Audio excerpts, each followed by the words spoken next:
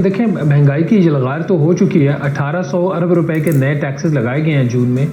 और जब ये नए टैक्सेस लगाए गए थे, और टैक्सेस इसलिए लगाए गए थे कि 13,000 अरब रुपए का रेवेन्यू इकट्ठा करना है एफबीआर ने, तो उस वक्त हुकूमत को भी पता था, आईएमएफ को भी पता था और हमें भी पता था कि ये जो हदफ ये रखने जा रहे हैं 13,000 अरब रुपए का, ये हासिल नहीं होगा। यही वजह कि अब ये जो अगस्त का महीना है, कल इसकी कलेक्शन रिपोर्ट करेगा एफबीआर। तो अभी इनिशियल इंडिकेशन यही आ रही हैं कि इसमें अच्छा खासा एक शॉर्टफॉल आ सकता है। एफबीआर का जो इस महीने का हदफ है तकरीबन 900 अरब रुपए का है। उस 900 अरब रुपए के अगेंस्ट एक बड़ा अगर शॉर्टफॉल आ जाता है, और उसके बाद जो आईएमएफ का प्रोग्राम अगर वो भी सितंबर में नहीं होता, जो कि हुकूमत कह रही है कि सितंबर में आईएमएफ का बोर्ड इसकी अप्रूवल दे देगा, तो फिर अगर ये आईएमएफ का मामला अक्टूबर तक लटक जाता है और अगस्त में भी टैक्स का शॉर्टफॉल आता है, सितंबर में भी लाइकली आएगा, तो उसकी वजह से फिर आईएमएफ आपसे ये मुतालबा कर सकता है कि इससे पहले कि अगला जो प्रोग्राम है उसकी मंजूरी दी जाए।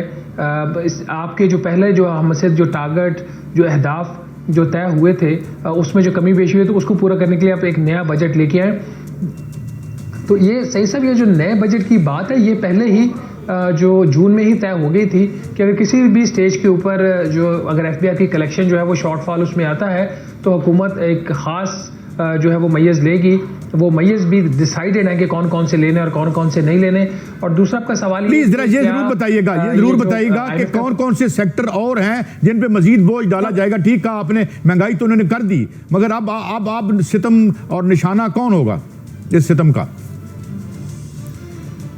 जी, उसमें जो इनकी बात हुई है आईएमएफ के साथ, उसमें कुछ अभी जो टैक्सों के ऊपर छूट है, कुछ ज़रूरी जो उसमें आलात हैं, गालिबन अब एक आध कुछ चीज़ उसमें रह गई है, वो उसके ऊपर, खाद के ऊपर एक नया कोई टैक्स लग सकता है अगर ये शॉर्टफॉल आता है। और फिर मिनी बजट की आईएमएफ बात करता है। जो प्रोफेशनल सर्विसेज हैं, कॉन्ट्रैक्टर्स हैं, उनके ऊपर जो टैक्स का रेट है वो बढ़ सकता है, और दरामदात के ऊपर जो टैक्स है वो बढ़ सकता है अगर शॉर्टफॉल आता है और आईएमएफ नए मिनी बजट की जो है वो एक डिमांड करता है उस सूरत में।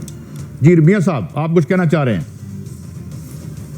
राना साहब, देखिए, अगस्त जो है वो तो मुकम्मल हो गया, आगे सितंबर भी आ रहा है, और सितंबर लग रहा है कि शायद आईएमएफ के साथ हमारा प्रोग्राम ना चले और सितंबर भी ऐसे गुजर जाए। अगर सितंबर गुजर जाता है, अक्टूबर आ जाता है, और क्या आपको नज़र आ रहा है कि रोल ओवर जो कर्जे नहीं हो रहे वो हो जाएंगे?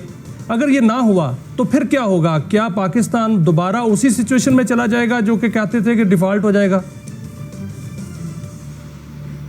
एक तो मियां साहब, मैं अभी इस चीज़ को नहीं कह रहा कि जो आईएमएफ के बोर्ड की मंजूरी है पाकिस्तान के $7 अरब के कर्जे की, वो सितंबर में नहीं होगा। वज़ीर ख़जाना की ऑन द रिकॉर्ड स्टेटमेंट है कि सितंबर में हो जाएगा। अभी मैं इसकी फेस वैल्यू के ऊपर ही जाऊंगा, मैं इसके ऊपर ये नहीं कहूँगा कि प्रोग्राम सितंबर में नहीं होगा।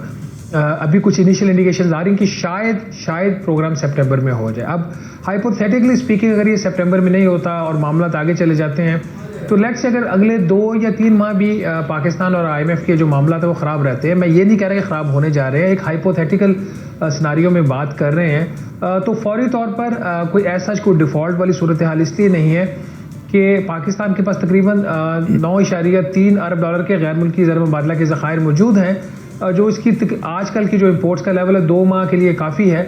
आपकी जो तरसीलात ज़र हैं वो फ़िलहाल बेहतर जा रही हैं। ऑन एन एवरेज $3 अरब महीने का वहाँ से आ जाता है। $4.5 अरब की आपकी ऑन एन एवरेज आपकी इंपोर्ट होती है, फिर कोई $2.5 बिलियन के आसपास आपकी एक्सपोर्ट होती है।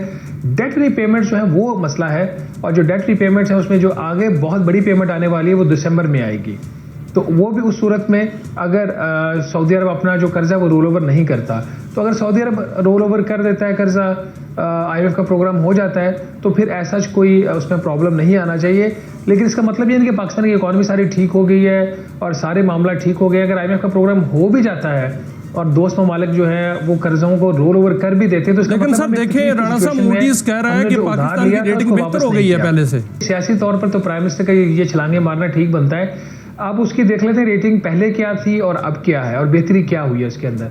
पहले जो रेटिंग थी वो CAA नेगेटिव थी गालिबन, उसको अब मूडीज ने CAA2 कर दिया है।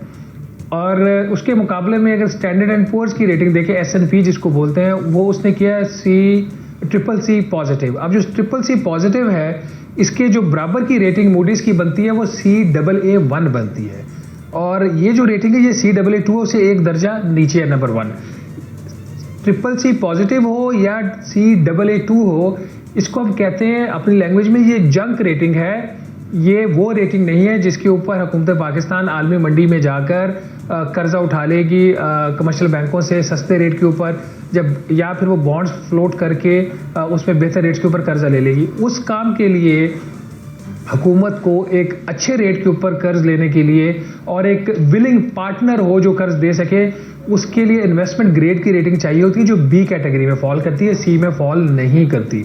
तो चूंकि लोगों को इतना बैकग्राउंड पता नहीं होता, और प्राइम मिनिस्टर को का तो ये काम तो नहीं है, प्राइम मिनिस्टर को जो ब्रीफ किया जाता है जी कि मुबारक हो आपको, मूडीज ने एक दर्जा हमारी जो रेटिंग बेहतर कर दी, वो भी खुश होकर स्टेटमेंट दे देते हैं। इफेक्टिवली डायरेक्शन की बात करें तो डायरेक्शन तो इसमें आपको पॉजिटिव लगेगी जी, CAA2 से CAA1 पे चली गई है। जो S&P है उसने राणा साहब, एक इशू यहाँ पर पाकिस्तान मुल्क में ये बना हुआ है कि जो ताजर हैं वो सरापा एहतजाज हैं, और ताजर कह रहे हैं कि हमारे मुतालबात माने जाएं। उस तरफ दूसरी तरफ क्या अगर हुकूमत मुतालबात मानती है तो IMF इस पर राजी हो जाएगा? मियाँ साहब, इस वक्त जो ताजरों के मुतालबात है वो बिल्कुल जो है वो ठीक नहीं है, और ताजर बरादरी जो है उनका राइट है, वो कोई भी मुतालबा कर सकते हैं। वो इस मुल्क के निज़ाम के अंदर आगे टैक्स अपना अदा नहीं करना चाहते, और वो क़ुव्वतें चाहे वो सियासी जमातें हुई जो भी हों, जो ताजरों के इन मुतालबात की हमायत कर रही हो, मैं ये समझता हूँ, मेरी ज़ाती राय गलत भी हो सकती है कि वो कोई मुल्क की बेहतरी के लिए काम नहीं कर रहे। मगर राणा साहब, यहाँ पे मैं एक इंटरजेक्शन करूंगा।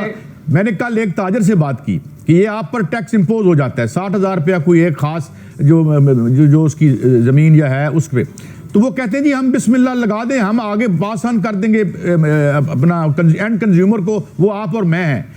क्या उनकी अपनी आमदनी पर टैक्स लगाने का कोई तरीका नहीं है? जो आज भी खबर छपी है कि 8-9 हज़ार रुपया जो है वो टैक्स खा लिया जाता है, सरकार कह रही है, तो फिर ये हम पे ही नजला गिरेगा राणा साहब? नहीं, ये बात बिल्कुल गलत है, इंतहाई गलत बात वो कर रहे हैं।